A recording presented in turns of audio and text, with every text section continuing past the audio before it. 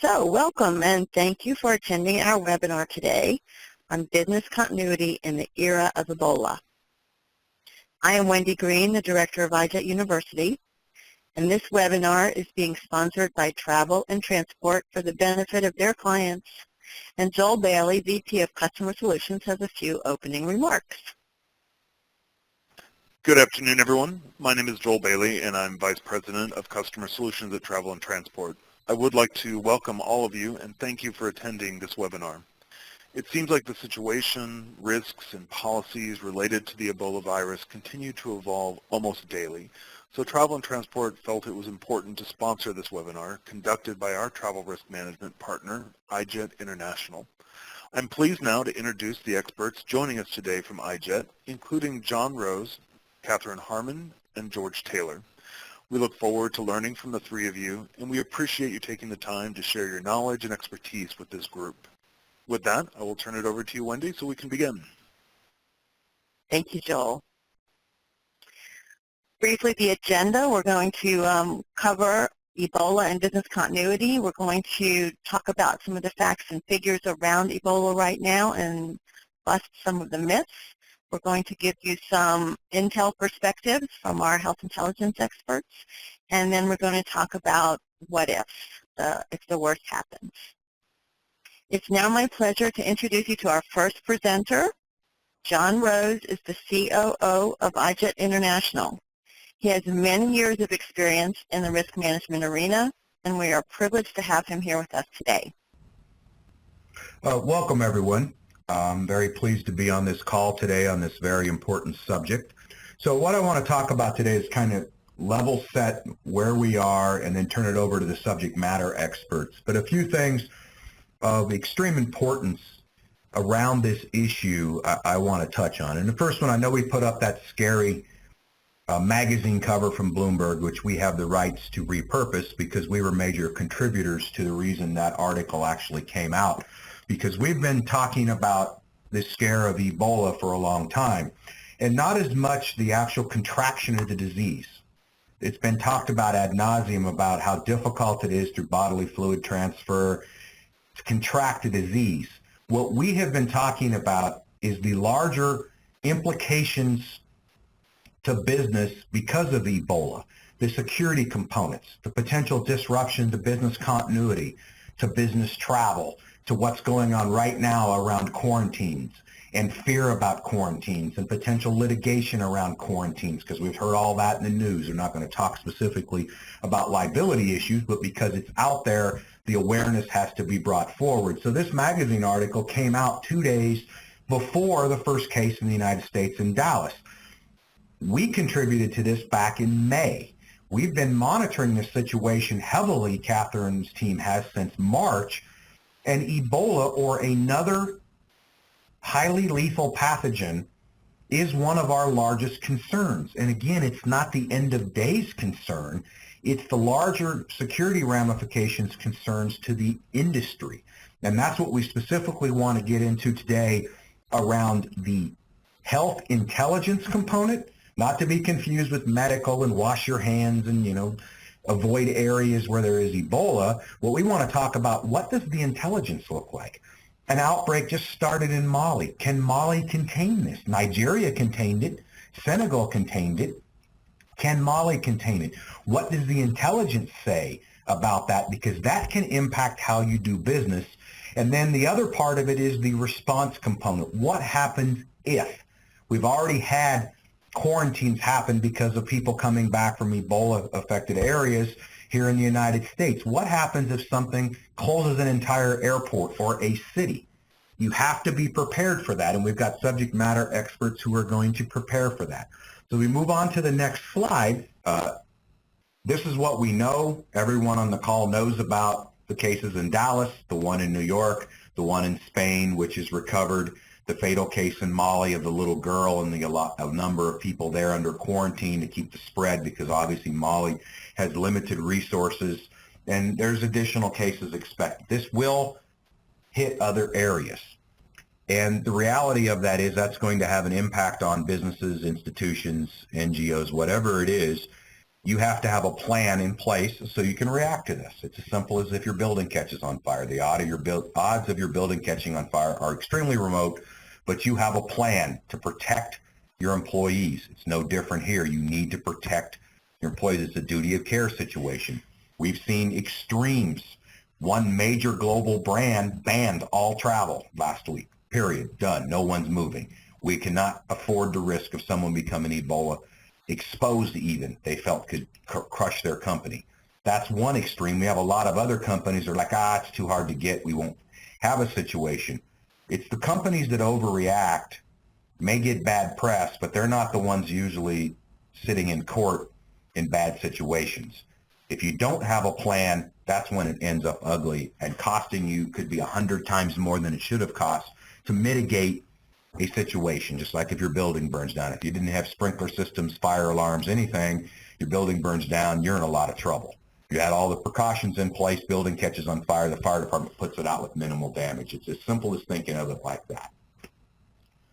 It's going to be a massive global impact financially. The $32 billion, which was forecast October 7th, I'm seeing reports that that's not even remotely close to what it's going to cost.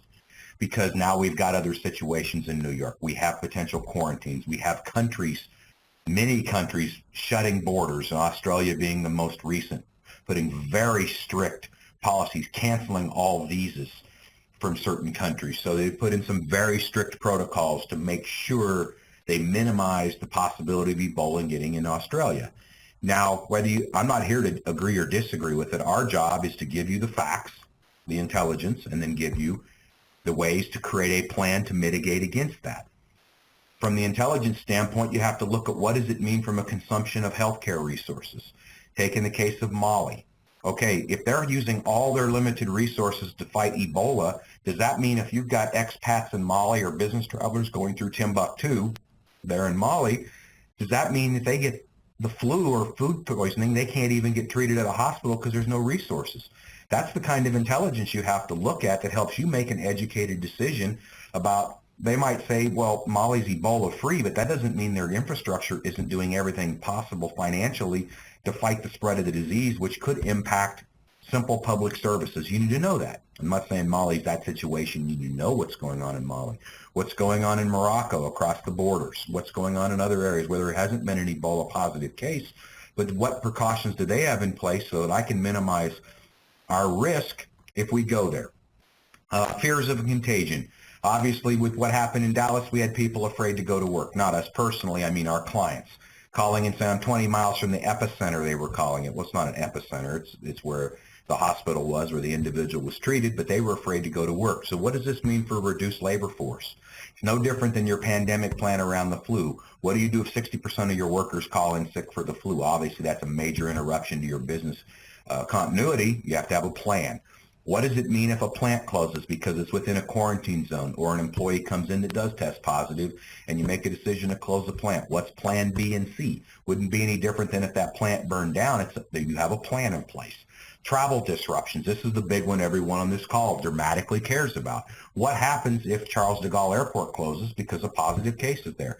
That's not an unforeseeable event. It hasn't happened, but is it foreseeable? Absolutely. If we're quarantining people at Newark, you have to understand that it could happen anywhere in the world. And what is your plan B and C to move them around? And the example I like to give is just a few weeks ago, Israel had a cessation of most commercial air service. Well, there were business travelers there. There were students there. There were NGO workers there. They were panicked. Now, how did they get out? The institutions that had a plan, they got out because we were running evacs for 13 straight days.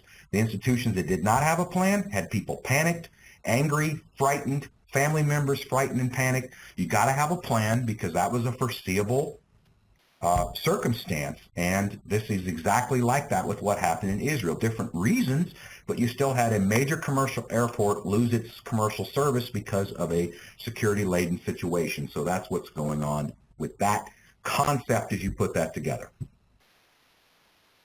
Now what I'd like to do is turn it over to our Director of Health Intelligence, who comes to us with a wealth of knowledge specifically around the intelligence component of the health industry and to this disease, and she's going to give you a lot of facts and figures and wonderful information. So, Katherine? Thank you, John. All right, so I'd like to take a step back a little bit and look at how this crisis started developing. Back about a year ago, in December of 2013, the first index case was discovered, and at that time they didn't realize that it was Ebola virus disease in a small child in the forested areas of Guinea. At that time, the disease was not known to be present in Western Africa. It was thought that it only resided in Central Africa, but a hemorrhagic disease developed in a family, and it soon spread to a village throughout a couple of months' time. In March, it was identified as an unknown hemorrhagic disease, and largely because Ebola was not known to occur in this region, many people thought that it was an outbreak of yellow fever, of dengue hemorrhagic fever, or of Lassa fever, which was much more familiar to the area. But because it hadn't been identified, people didn't really know. To a lot of people who study infectious disease and to health intelligence people like myself and my team, Ebola was certainly on our radar because it is known to occur in what we call sylvatic spread, which is an animal reservoir that does live in the jungle and could very well travel through the jungle or through the forested areas and into Western Africa and present for the first time in a human population. So we were very anxiously awaiting test results, and it was about 2 weeks later after the first communication that there was this unidentified hemorrhagic disease that the Ebola test came back positive. At that time, we knew that there was going to be a problem because these countries had very poor healthcare infrastructure. They were very underfunded in the health area. And in the regions that this disease first presented, there were very few healthcare personnel that were equipped to deal with an outbreak of this magnitude and a disease of this level of concern with a case fatality rate of 90% and the cultural practices that were common in this area. What that means is Ebola is spread through bodily fluids, especially blood, and can be infectious greater in dead bodies than in live bodies. And the cultural practices of funeral rites with transporting dead bodies over vast geographic areas was one that risked spread very far and wide geographically as well as through a population, which is exactly what we saw in the beginning phases of this. Although Médecins Sans Frontières, Doctors Without Borders, responded very quickly, and they had a great deal of experience having dealt with Ebola outbreaks in Central Africa before. The WHO was on the ground very soon after the first case presentations came to be about. This disease spread very quickly throughout Sierra Leone and Guinea, then spreading down into Liberia because of the initial cases presented on the borders of these countries. And the cross-border regions are very porous.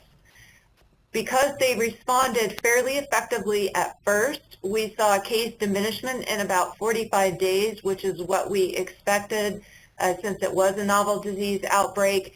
But then with one traditional healthcare worker who in the area decided to treat it with herbs, medicine, and spiritual spells, which is also very common practice in this area, we saw a ballooning of cases following her death and a funeral rite, which took about 300 kilometers of travel when they passed her body through many populated towns.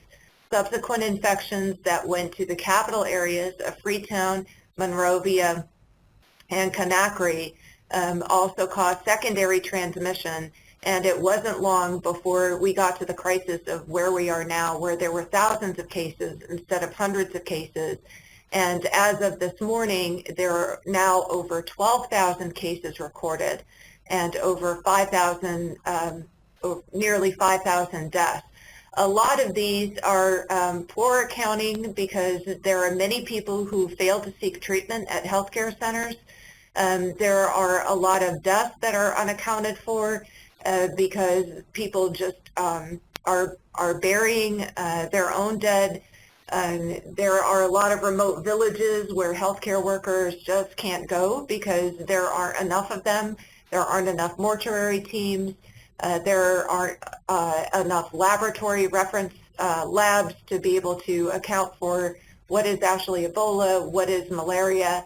And so there are a lot of estimates that you see, forecasting data coming out from health authorities like the US CDC, the European CDC, as well as the WHO, that do what we call disease forecasting, which is based on the current rate of transmission and disease spread.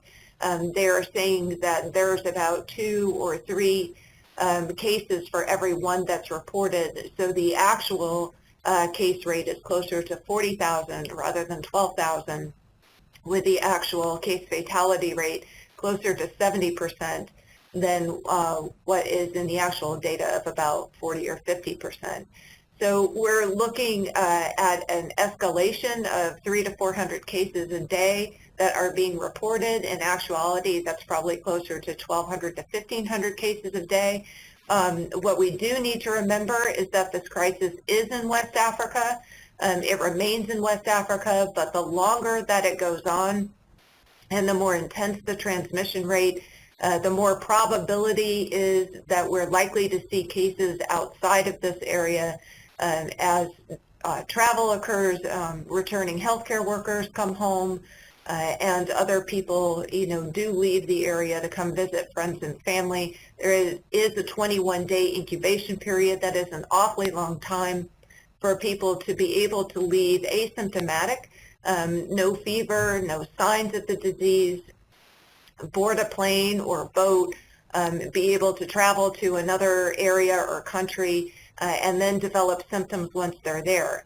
Hopefully, and what we're kind of counting on is that everybody has been educated enough healthcare providers and the people themselves to know that if they start having any kind of symptoms, they're to seek treatment immediately from a trusted healthcare source, a good hospital who can pick up these kinds of things, isolate them, start early treatment, because we have seen that early intervention with good fluid resuscitation, good care, bringing down fevers and things, does lower the potential for death.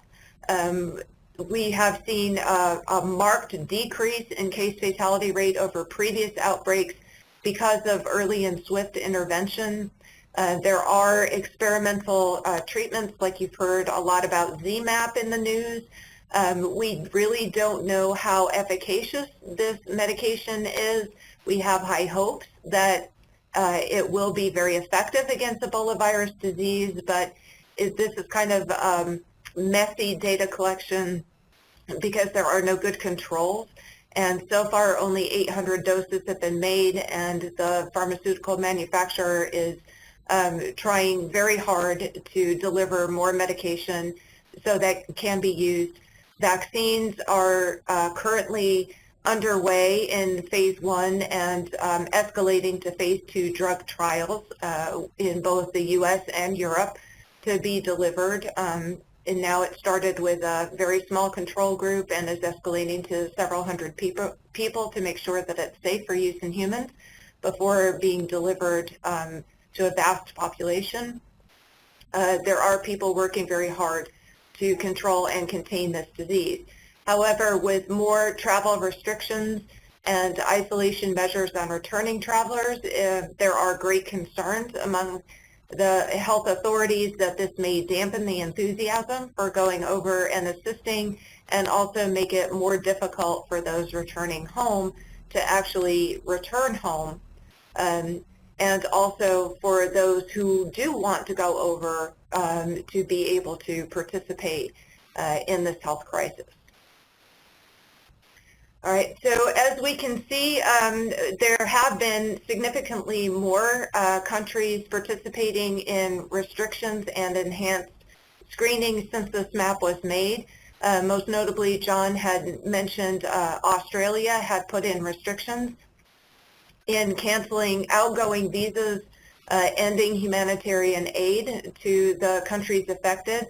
Under international health regulations, any sovereign nation can make up rules and regulations to protect its populace from diseases of high priority. These include any hemorrhagic fevers, yellow fever, Ebola virus disease, novel influenzas, smallpox, even cholera and plague. What they do is they can make laws and ordinances to protect its people at will. So they can cancel visas, they can restrict people coming in, they can restrict people going out, they can make isolation and quarantine measures. This is country by country, and sometimes even within countries themselves, they can make provincial or local regulations that differ from the national level in intensity. It makes it very confusing, it makes it very cumbersome, and it makes it very dynamic.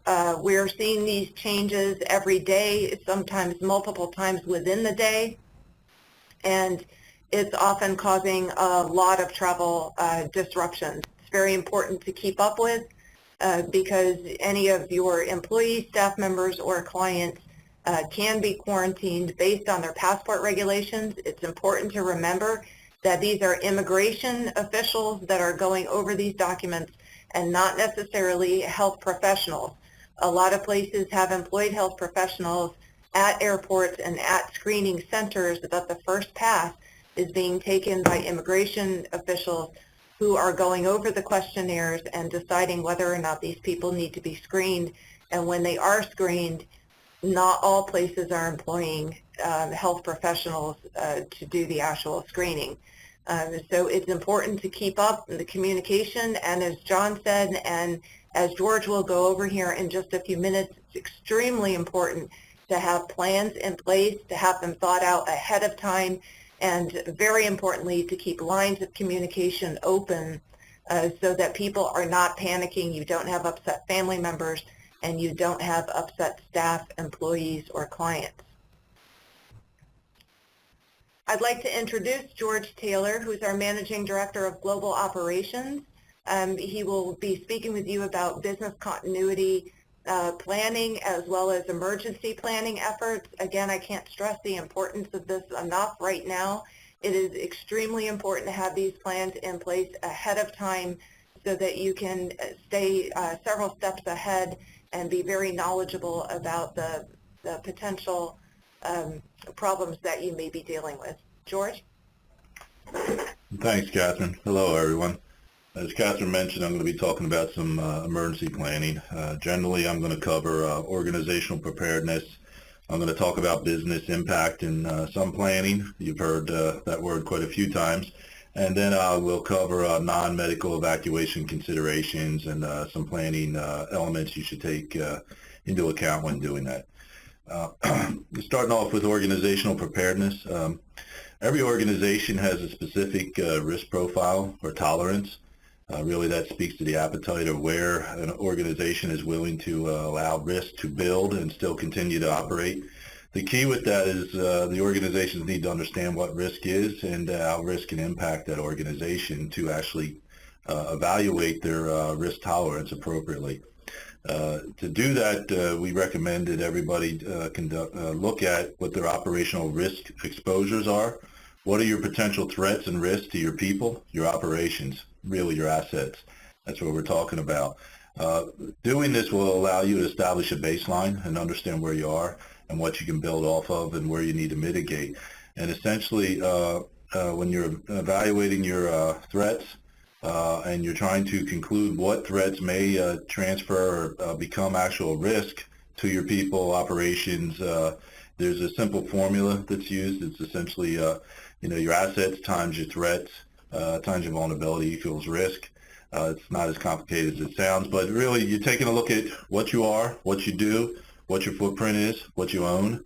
You're looking at the threats, and it's important to have someone that can evaluate threats appropriately and tell you what the actual threats are out there. And then you're looking at what your vulnerabilities are. You multiply those together and you come up with your risk.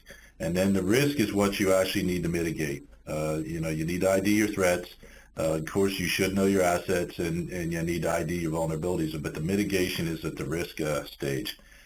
Once you establish and understand and conducted a risk assessment, it's important also to conduct a business impact analysis.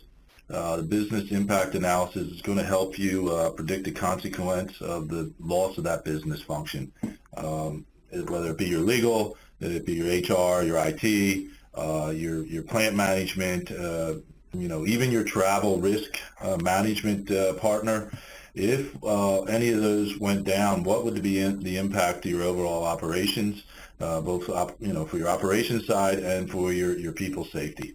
It's important to understand that, and this will allow you to start to develop a more proactive mentality in the preparation phase of doing everything and working globally, working in these impacted areas. You understand what your actual risk is. You understand what the impact it would be of losing certain elements of your business operations. Not every one of them is going to cause your business to close down. Some have to, there's redundancies built in, but some of your business can be done without part of them. Some can't be, but it's important to know that. And you can learn that by doing a business impact analysis. And finally, after all that, it's important to develop plans, policies, and procedures. These plans, policies, and procedures will allow you to, one, again, I spoke to proactive a few minutes ago, but it will put you in a proactive mentality. It also helps develop your culture to be more proactive. And it goes back to the baseline that I talked about initially. You have the baseline, you understand what your risk baseline is, where your tolerance is. The plans, policies, and procedures will allow you to have a baseline to exercise or react off of, so you're not reacting from a cold start. You essentially will have a warm start. You have things that you planned out. I think John mentioned earlier, talking about you can sort of predict some things that may happen. He talked about Charles de Gaulle. Really, when you develop your plans, policies, and procedures, it will allow the exceptions to become the exceptions and the contingencies to become the contingencies, not the exceptions to become the rule or the contingencies to be how you do everyday business. Having a plan is important. One of the key parts of that plan that goes in with what we're talking about, the impacted areas of Ebola, and business continuity has been mentioned a couple of times. Within your business continuity plan, one of the prime essential parts of the business continuity is the pandemic plan. It's one of the annexes. It's included in every business continuity plan. So again, as you go through the planning and you're building your plans, policies, and procedures that govern travel, govern operations, your HR, legal, whatever it may be, having these other plans that are built in there, especially in times like now when we're having the Ebola outbreak, having a pandemic plan, it really stresses the importance of doing that. So have a plan, and it's key. Again, it comes back to some of the what-ifs. When you have your plans, you have your policies, your procedures, you can then look at your contingencies that I'm going to be talking about in a few minutes, but it also allows you to make some organizational assumptions and works on that what-if. What if this happens? Then you can take some initial steps to prepare for that what-if. Moving on to business impact and planning. Business continuity, employee safety, you can see the first bullet there, can be impacted by quarantine areas, travel restrictions, rioting, and violence. I'll talk to each one of them. John briefly mentioned some quarantines. What if the airport is in a quarantine area? That is one option. But the other problem that it could arise from quarantine areas in the region that's impacted by Ebola is your employees could be caught inside a quarantine area. They may not be affected by it, but now they're trapped inside a quarantine area. They're stuck in there for whatever amount of days it could be, the 21 days or whatever it's going to be. Again, one, it impacts your ability to conduct business, and it also impacts your employee safety because now they're inside a quarantine area, which pretty much indicates there's somebody in there that at the very least they suspect has been contacted disease. And in this region, it's probably a near certainty if they quarantine the area that they found somebody with the disease. So it impacts your employees and your operations that way. Travel restrictions. Travel restrictions can be as simple as they don't let people travel from town to town. The quarantine area is now between your employee and the airport that they need to go to depart the country. Travel restrictions can be a number of things that they take into account. Travel restrictions can be as simple as at the airport. Katherine talked about a number of the screening things you do. Initially, you screen one way, and somebody's making a determination. You're moving over to get screened medically. Your travel restriction can be as simple as somebody is not as well trained as people would expect, making a determination that your employee can't travel. So it has a number of things that can impact your employee safety. The reverse could be true as well.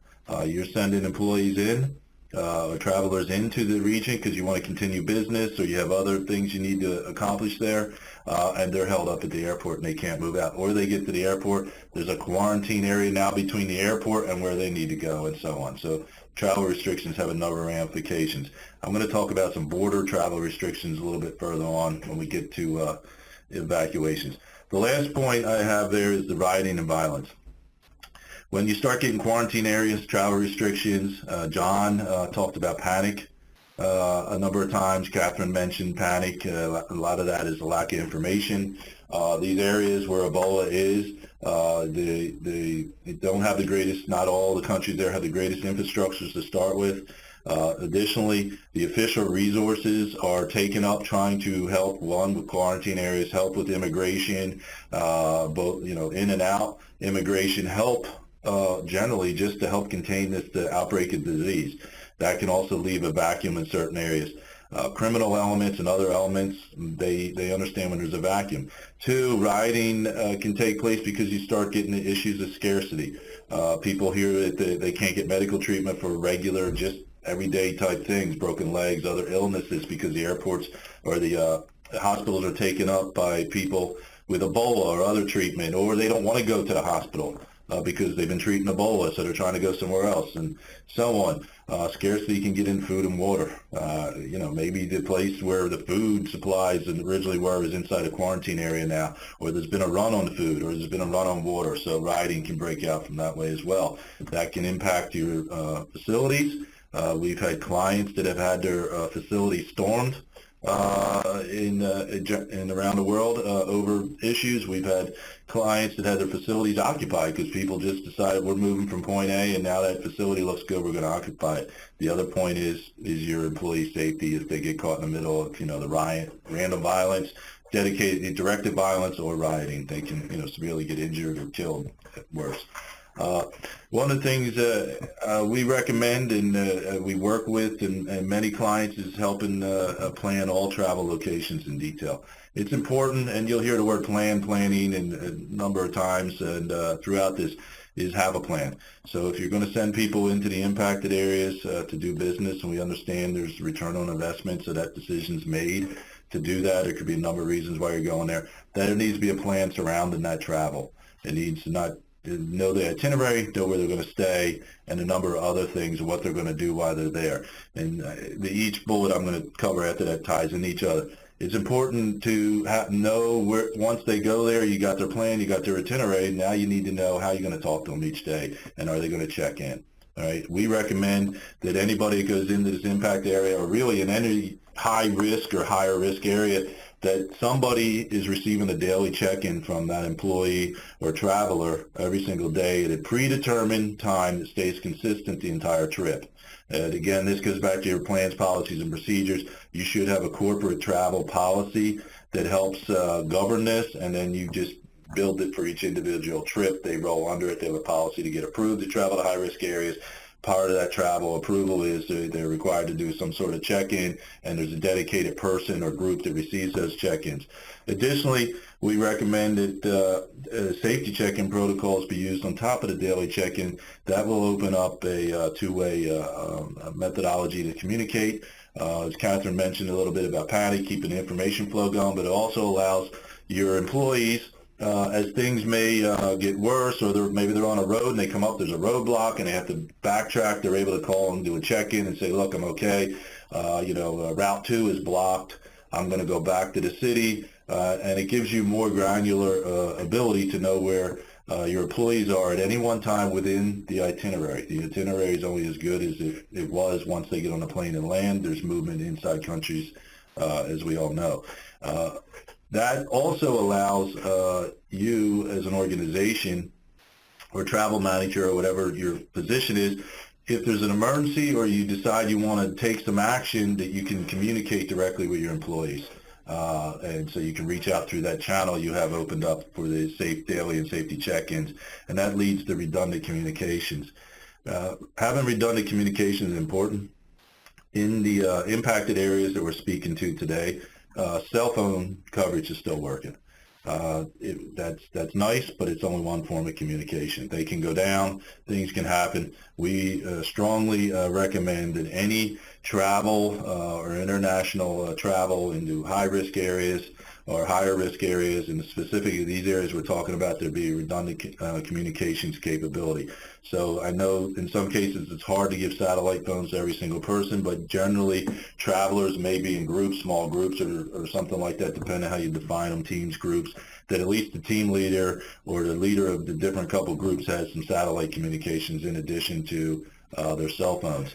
There's a good acronym that helps plan a number of things in redundancy. It's PACE, primary, alternate, contingency, and emergency. In a communications plan in this, your emergency communications plan may be that somebody's located the one hard line phone that works in country, and that's your emergency plan. Somebody's going to move to that and make the call. Again, it sounds remote possibility, but it's always better to plan for the worst case scenario instead of trying to wing it when the worst case scenario happens. So at the very minimum, have a good cell phone that works, can call, has an international calling plan, and have some sort of access to satellite communications, if not at the individual, at the team level as well.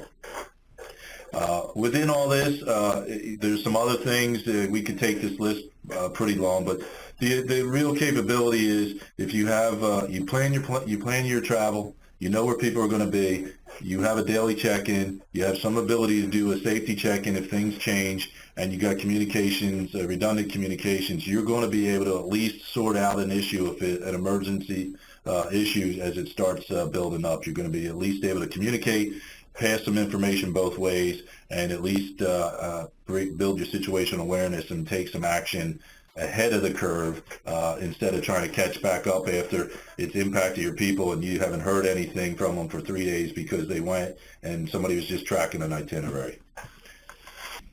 Okay, that leads us over to evacuations. You see my first bullet there is evacuations can be messy.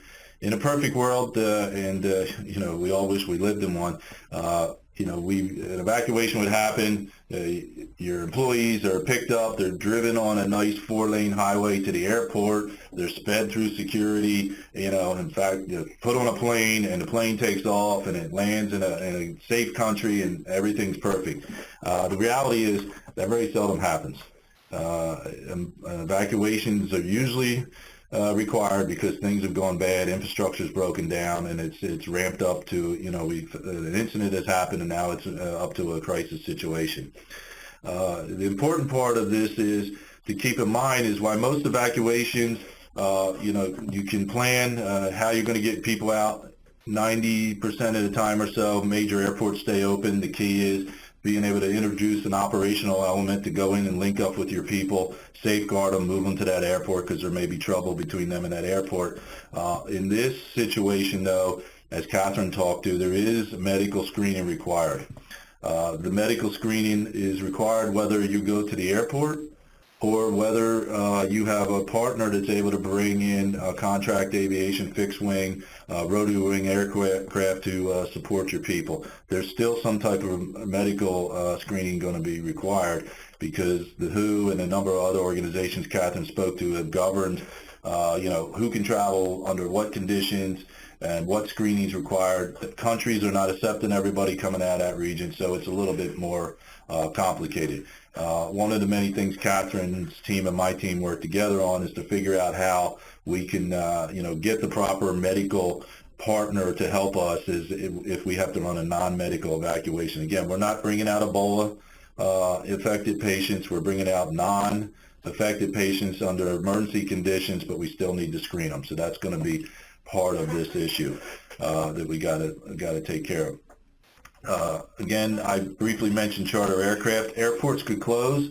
So if we assume airspace has stayed open, but the airport's closed for whatever reason, it could be one of John's scenarios of they quarantine it. Maybe they found somebody infected there. An evacuation has to take place or has been requested by one of the organizations. iJET has a great amount of experience in the region. For at least 2 years now, we've been working all over the region. We know outlying airfields. We know places we can bring small fixed-wing aircraft in. We know places we can bring rotary, helicopters in to support people. That's still possible to bring in and support, as well as it's still possible to move to the borders overland. The overland's not a perfect situation. The borders have some problems. I'll talk to in a second, but it's still possible if the airports are closed to bring people out, and there's a number of procedures that have to be done to accomplish that successfully. But that all ties back to be able to rapidly evacuate people and support them, bring aircraft in or a ground movement. It ties back to having your plan before they go, knowing who's going, having communication with them, the ability to communicate with them before and after an emergency.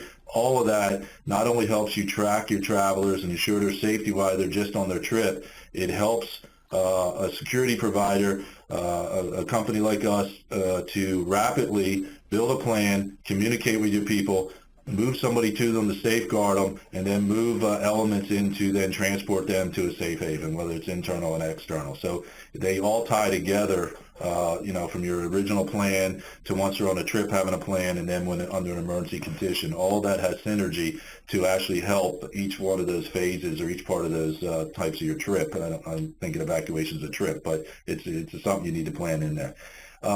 If the airspace closes, nobody's coming out, because usually if airspace closes, you're probably going to have border closing as well. And I'll talk to some of the mitigation steps we can take to support that if that happens. So the next thing I have is the border security. I briefly mentioned that. The border security throughout that region, it's never really great, but it's right now it's ramped up incredibly. If you think about the way Katherine described the people being screened at the airports, now we have people that generally are on the ground at the border trying to mimic or do the same thing. And sometimes they just get tired of doing it and they stop, and the border shut down for hours at a time or at night. You got groups milling about. There's crime and there's other issues at the border crossing. It's one of the most vulnerable periods your people would have if that's the methodology or the method we need to take to move them out of there. And as you can see, looking at a map, crossing the borders doesn't always move you into a better area in that region. Sometimes you're crossing a border into a country, it's just as bad as the country you're coming out of. So there could be a cascading effect. So that, while it's always an option and it's planned, it would probably be one of the last resorts that we would recommend somebody take, but it can be done. Now, if the border closes, it's the same thing as the airspace. People are stuck, and I'm going to talk to some of those mitigation steps that can be taken to help that. We recommend you work with your response provider to develop a number of things. One is your contingency plans, the rally points, external and internal safe havens. All of the contingency plans, really, in the beginning I talked about what if. Well, your contingency plans directly are impacted by your what if. You build your basic operations plans, policies, and procedures. Hopefully you build a travel risk management policy that's under that, travel approval, and so on. And now you need to look at, okay, we did all these things right. Now what if things go wrong? If things start to go wrong, what are we going to do? And those are your contingency plans. All right. One of the contingency plans for this region could be something I talked about. The airports are now shut down, but we need to get our people out who are not affected by Ebola. We want to get them out. What are we going to do? And that one of the contingency plans would be, we're going to work with our provider, and he's got a plan, and here's the resources that are available, and we know they're available, so if we have to enact that plan, this is what we're going to do. If this happens, we're going to move people to a safe haven, which I'm going to talk about again in a little bit, but those are some contingency plans you should look at. Rally points, we strongly recommend that every organization have rally points defined when you send people in country. The rally points are nothing more than short-term assembly areas that you, as part of your ability to have redundant communication and running your safety check-ins, you're able to tell your people, or they could tell you, I'm moving to rally point 1. And it could be a number of reasons. There's a quarantine starting in the area they live, but they're not back home yet. They heard about it, so they're not going to go back home. They're going to go to rally point. You may have a group of people move there. They can be accounted for. Wait for further instructions. Hey, look, go, move to, the Sheraton or whatever it may be, or move over to Mr. Smith's house, who is the leader of the other group, and then from there we'll make some future plans. The rally points are nothing more than the short-term places they can assemble. You need to have a number of them, not just one or two, because the ones you plan could end up inside an impacted area, a quarantine area, a rioting area. So you have them geographically spread out that you can utilize as appropriate. That way you're not trying to guess what may be the safest ones. You have some you can choose from if others are impacted. And from there, further and from rally points, you need, I'll talk about internal first, internal safe havens. The safe havens are areas that you can move your employees to, or tell your employees to move to, or they can move to, that allow them to have shelter. They can get water, food, and probably there's going to be somebody from your response provider there to safeguard them and ensure there's communications. And these safe havens can be used if there's a short-term impact, such as rioting and violence, that it causes where they live or where your business is not to be, you can't approach it because of problems, and you want to hold your people up, but you still want to make sure they can, food, water, shelter, communicate, but you're not ready to move them out of the country yet. We know the evacuation part of all of this should be your last decision to make, and it's an extreme decision. We understand there's a return on investment of having your name, your reputation there. There's brand protection and all that, and that decision should never be taken lightly. So internal safe havens can be used as either intermediate staging bases prior to an evacuation out of the country, or just places where you move your people to safeguard them, feed them, water, communicate with them. Why? Whatever violence or whatever impact's taking place around your facilities, their homes or other things dies down, and somebody in your leadership authority makes a decision to send them back in. External safe havens are really just countries that will receive flights or ground transfer of your people that then they can get out. They're relatively safe, and they can plan regular transfer back to your headquarters, wherever you determine they go. But it's a place that they can be brought to, that they don't need further assistance and security and so on. The key in all this, talking about your plans, policies, and procedures, all the way up to what I just talked about, is, we talk about the what if, we talk about looking at everything, redundant communications, but all of this has to be backed up by having a team, an incident management team that is, one, trained on what their duties are, two, understands your plans, policies, and procedures, and three, empowered to make decisions without having to wait for 20 or 30 other people in your organization to check off on it. And when a crisis happens, being able to rapidly assess the situation, rapidly make the correct decision that's going to safeguard your business and your people is extremely important. So not only having your plans, policies, and procedures sitting on the shelf, you need to have a team that's trained to do them, and then you need to exercise that plan so when it comes time for them actually to do it, it isn't the first time for them to have actually undertaken those plans, policies, and procedures. And that is all I have. Thank you. Okay, great. Thank you all. So now it's time for questions, and I do have a question that has come in for Katherine. And Katherine, the question is, can you explain how long the virus remains viable when exposed to the air? So for instance, if a person that has Ebola sneezes on a surface, can someone contract Ebola from touching that surface minutes or hours later? It will depend on the environmental conditions of that surface. For instance, if a person sneezes on something and it's outside, the virus does not remain viable on whatever that surface is for very long, because ultraviolet light inactivates Ebola virus disease within about 20 minutes or so.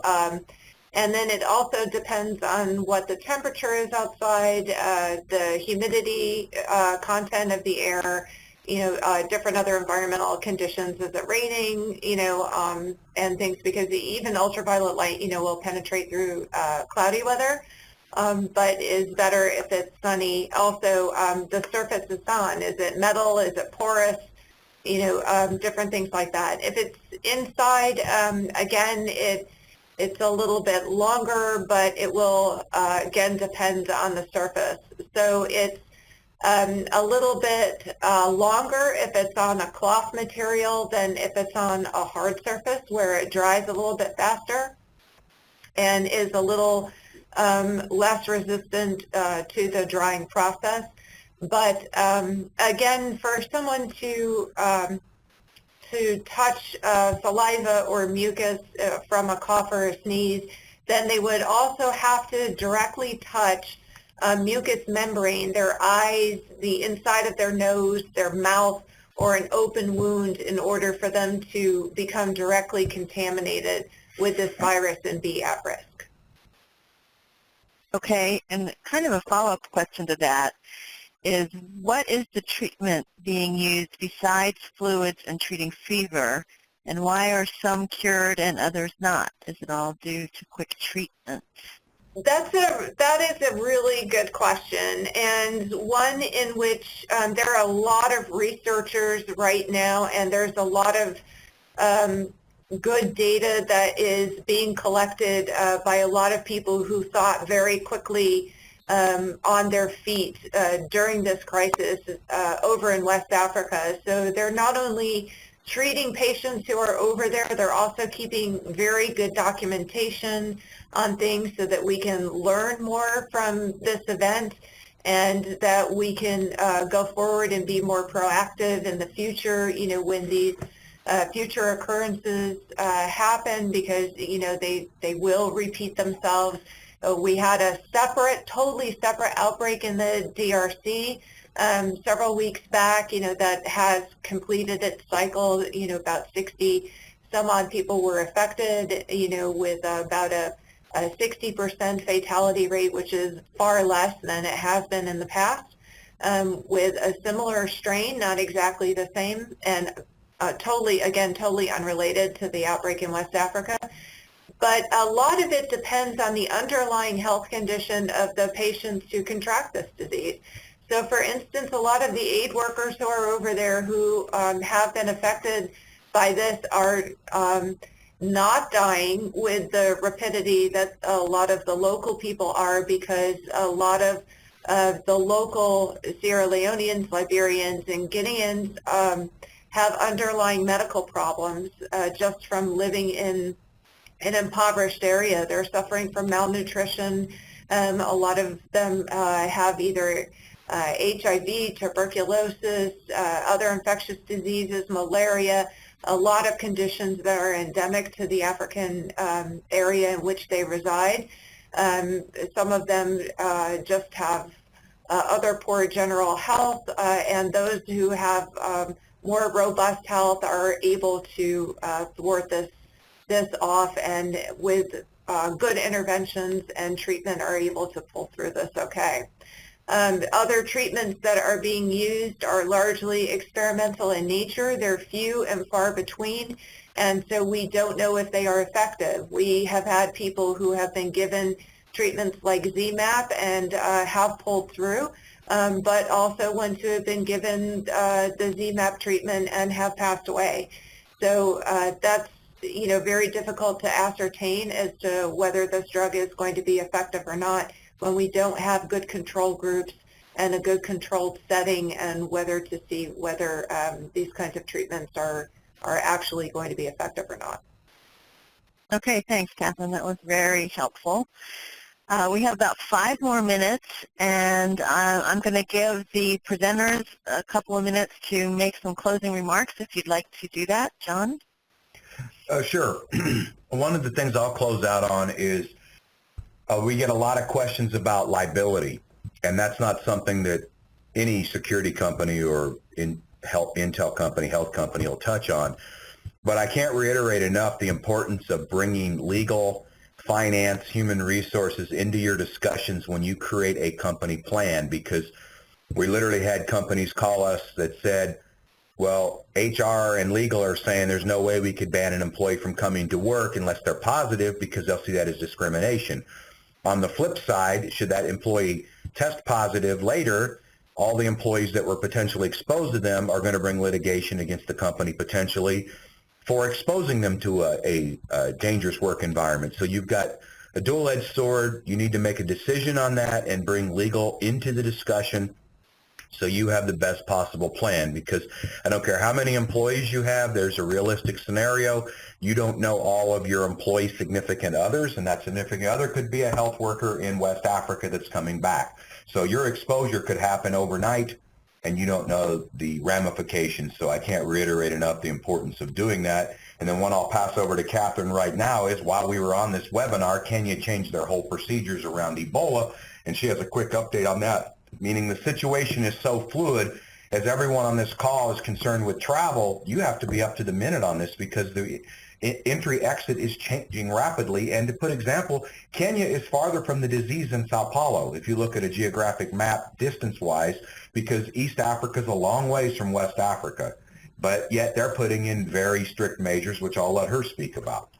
Yeah, thank you, John. Yeah, we have to be mindful that Africa is not a country, and although that seems like a silly statement to make, there are a lot of people who don't understand that.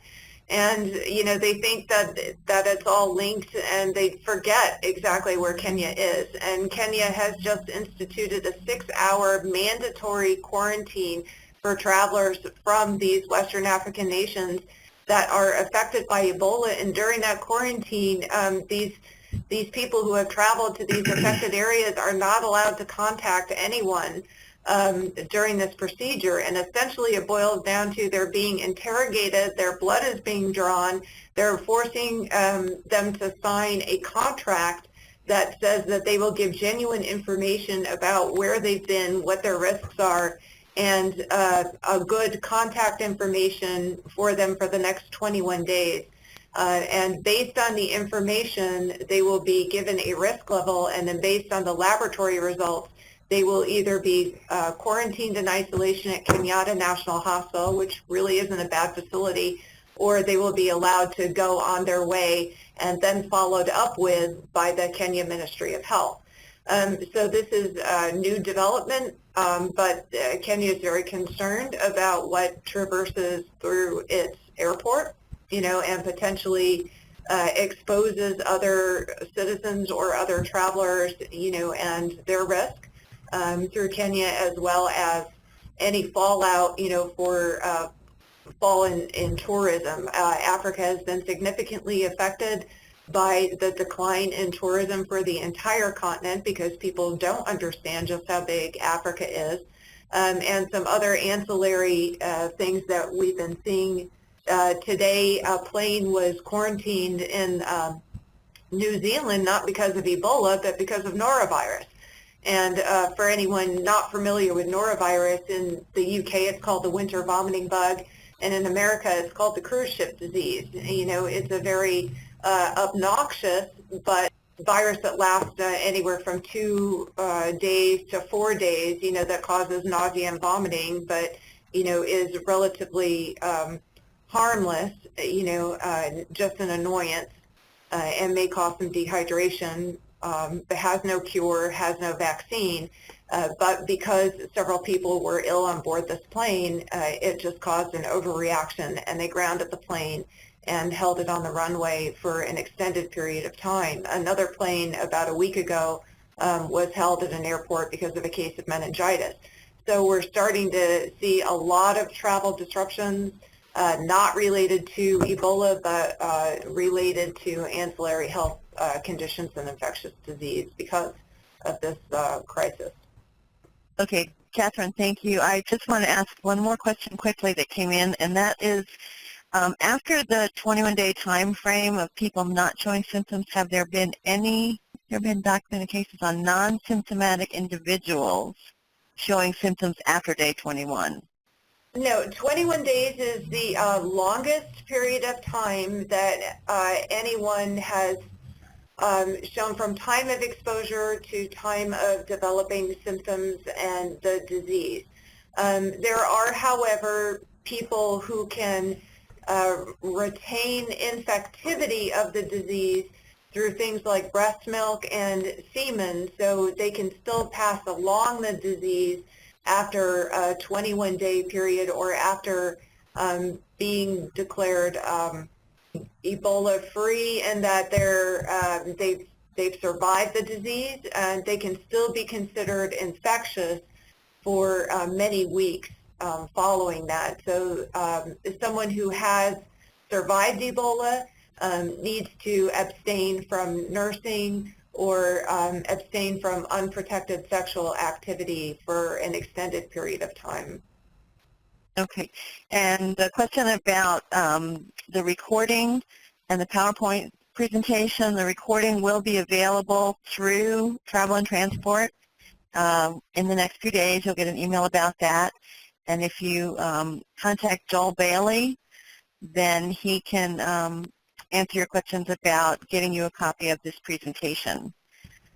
We also, quickly, I know we're out of time, we do have some upcoming webinars that may be of interest to you, and if they are, you can register for them through ijetu.com. So thank you all for attending and for your attention to these experts, and we look forward to seeing you on other webinars in the future.